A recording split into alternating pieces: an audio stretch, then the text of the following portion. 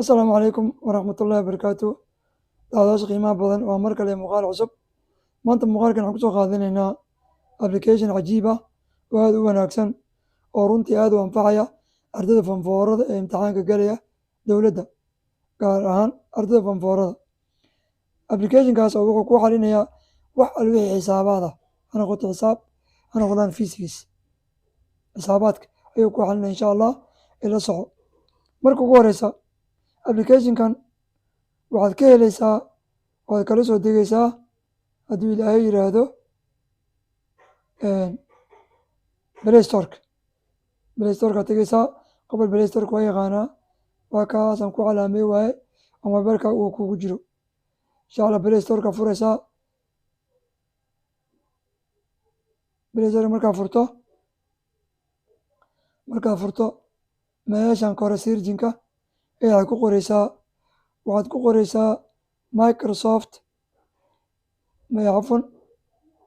waxaad ku qoreysaa photo math korkaas ku qoreysaa photo math.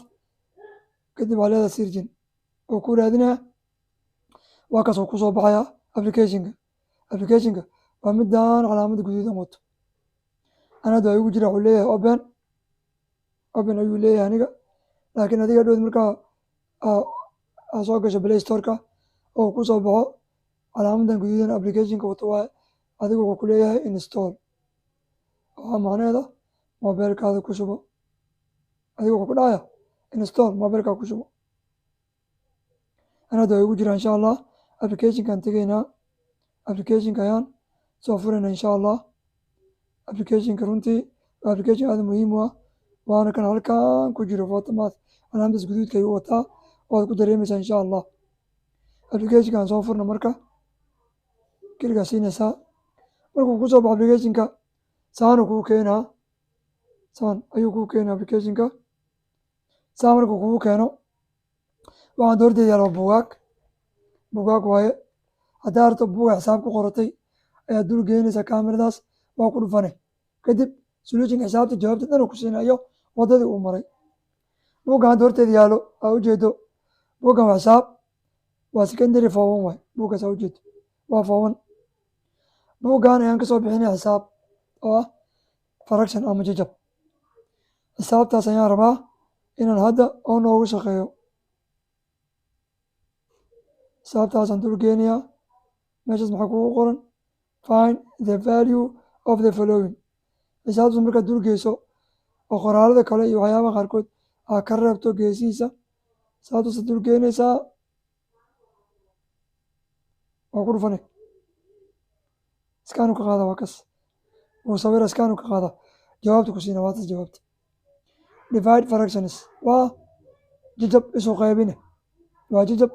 isu qaybine. Marka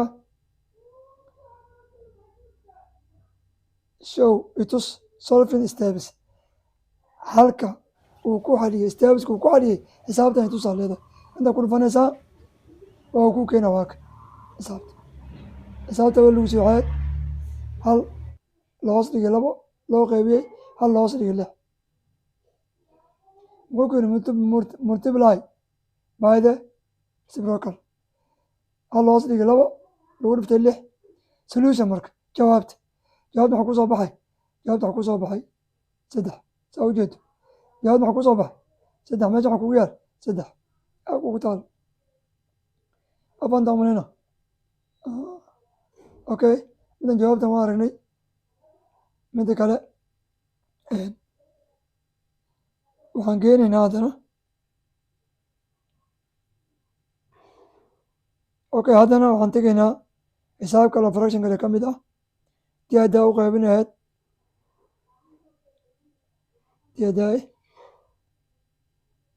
fractionka weli ku guda jirnaa.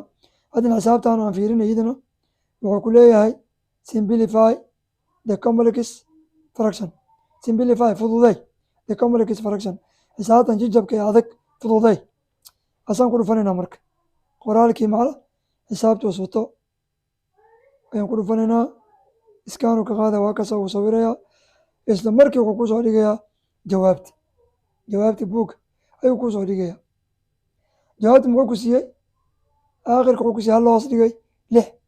jawaab saasay ku soo baxday, hal la hoos dhigay 6 ayay jawaabtu ku soo baxday. saa u jeedo okay. stawisku maro markaan fiirino suu ugu shaqeey. stawisku maro waa ka rewrite the fractionka dib u qoray, multiply wuxuu ku dhuftay multiply the fractionka haddana ku dhuftay, multiply reduce alaaga haddana ku sii dhuftay, isku dhuftay. markii dambe maxaa soo baxay solutionka maxaa soo baxay xisaabti jawaabteed. solutionkeed maxaa soo baxay waa ag solutionki hal loo qaybiyey 6 oo aad u jeedo ayaa soo baxay. okay buugga aan tagno, buuggan jawaabtu bixiyey aragna bal buugga asagana jawaabtu bixiyey oo xisaabta aan aragno sawiraan ka soo qaadanaba. buugga xisaabtu waa tas oo buugga maxaa lagu yidhi simplify the complex fraction. xisaabtaaseed solutionka fiir marka stawiska mare kulli jawaabta ugu dambeyso oo buugga jawaabta ugu dambeysa buugga inta ku taala ida hal hoos dhigi 6 haddaan maxnoo soo baxay hal hoos dhigi 6 waa jawaabta saxdee xisaabta saa ula socoto waa jawaabtaas saxdee aad u jeedo. midda kale markaan buug ka soo tagno waxaan rabaa hadduu ilaah yidhaahdo inaan qorto maxay adeeto inaan qorto xisaab caadiya. warqadda xisaab igu taalo imtixaanka resortiga ama layla ii diray xisaabtii buugga aan ku qoray ama waxaan rabaa inaan applicationkan gudihiisa ku qoro si jawaabtii siiyo. maxaan sameynaa waxaad sameynaysaa kow meesha ay ku qoranta calculator meeshaas ay ku dhufanaysaa. ilaa meesha calaamadan guduud waa meesha camerada looga qaada iskaanka, laakiin meeshan calculator ku qoran tahay aan kilig siinaya oo aan ku dhufanaya. maxaa ku soo baxa marka waxaa ku soo baxa meesha xisaabtaada ku qoran lahayd si jawaab kuu siiyo. tusaale maxaan sameynaynaa waxaa leenahay 9 lagu dhuftay 5 manusi 9 lagu dhuftay 5 waa 45 watt maxaa soo baxa jawaabta. haye show solution halkaan fiirinab si ugu shaqeey akas 9 lagu dhuftay 5 multiply waa la isku dhuftay labadood haddii la isku dhuftay calaamadan falaarta maxaa ku tusay inay ku soo baxday 45 inay ku soo baxday 45. okay mid kale aan ku darsano oo tan aan iska tirno mid kale aan iska tirno midaan kale waxaan leenahay tusaalaan 10 loo qaybiyey 5 ay maxaa soo baxa 10 loo qaybiyey 5 waxa xisaab iska fudud oo basiide laakiin adiga ogow xisaabta haddii adag tahata form 4 haato form 3 haato imtixaanka dowladda kuwa lagu keena ha ahaado kulli saan haddaa u qorto jawaabtii rasmiga ku siina adoo maantana calculator qaadanin xisaab isku darin yaa warqad iyo meel buuga iska buuxinin asagale ku qoraysaa ama iskaan ku qaad xisaabtii iskaan ku qaad.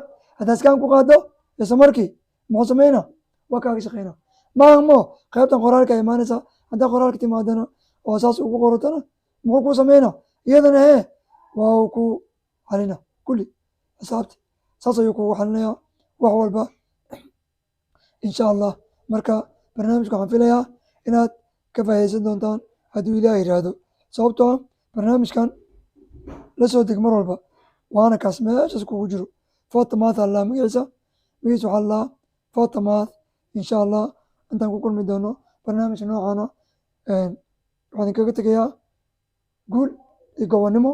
waxaan ilaah ka baryayaa inuu imtixaanka dhammaan oo ilaahay idiin fududeeyo insha allah dhammaantiina guud ahaan ardayda Soomaaliyeed gaar ahaan ardayda reer Anwaar imtixaankana ku guuleystaan dhammaantiin ayaan filayaa.